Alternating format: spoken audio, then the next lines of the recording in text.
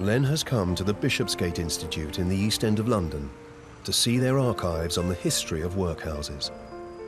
Helping Len is historian and geographer David Green.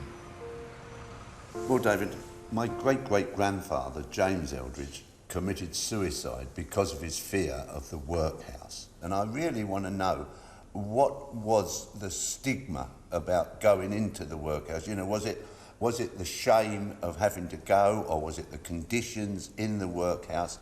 Well, it was both, really. If you were a respectable worker, making your own way in life, you would have tried to be independent. Yeah. And you would not want to fall into the workhouse. I mean, many elderly people, perhaps as many as a third of elderly people, ended up at some point in the workhouse. Yeah. So it was the point where you could no longer work, there was nothing else for you outside, your children might have died or moved away or themselves being poor. That was what you had. Victorian workhouses were set up by the government and paid for by local ratepayers. They provided somewhere to live for those who had no other means of support.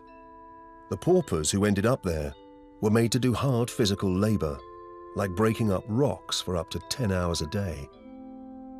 The government was determined that the workhouse should not be seen as an easy option. It was designed to be a last resort. Although inmates were free to leave, most stayed because they had nowhere else to go.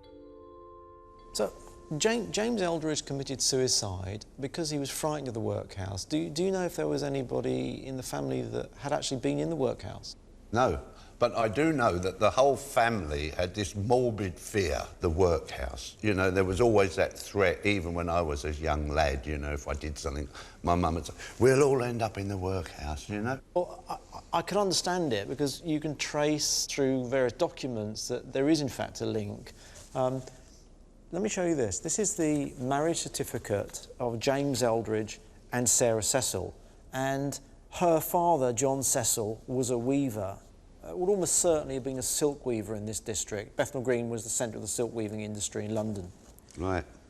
And this is the death certificate of John Cecil. You can see his name there.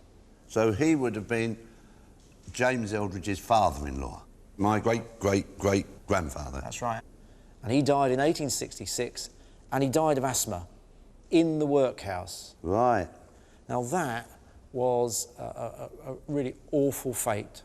So James Eldridge's father-in-law had been in the workhouse, and he may have visited him there during the course of that time, and his fear might have been that he was going to go down the same road as John Cecil, end up dying in the workhouse, and that must have been a terrible fear for him.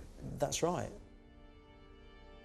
James Eldridge committed suicide 23 years after John Cecil died in the Bethnal Green workhouse. Throughout that time, the fear of the workhouse loomed large for the people of London. Conditions in most workhouses hadn't improved. Bethnal Green workhouse was regarded as one of the worst in London. Conditions there were so bad that they prompted several investigations by health inspectors. In 1866, The Lancet, a medical journal, carried out a series of investigations into London workhouses, and one of their reports was on Bethnal Green. And you can read what conditions were like when John Cecil died there in that year. And it says, the patient was covered with filth and excoriated, and the stench was masked by strewing dry chloride of lime on the floor under the bed. A spectacle more saddening or more discreditable cannot be imagined. So, this is 1866, and that's exactly when John Cecil was in Bethnal Green workhouse. So the chances are he's dying of asthma in exactly the same condition as these poor people that they're writing about. Exactly. You can now understand James Eldridge, the fear that drove him to commit suicide, and must have impacted on his entire family around him. That image must have been common to all the children. Yeah. And this was the trouble, you know. Nowadays, if as you get older, your children tend to look after you and get you into a nursing home or whatever. In those days, the children were so poor that they had no means of looking after their parents.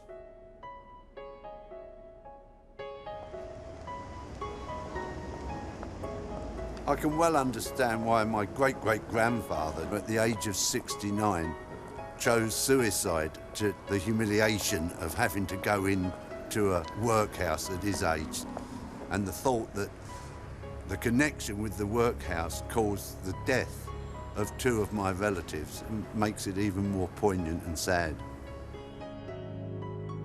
Len has discovered that his family's connection to Bethnal Green goes back to his great-great-great-grandfather, John Cecil. Although many of his family were employed in manual labour, he's discovered that John was a silk weaver.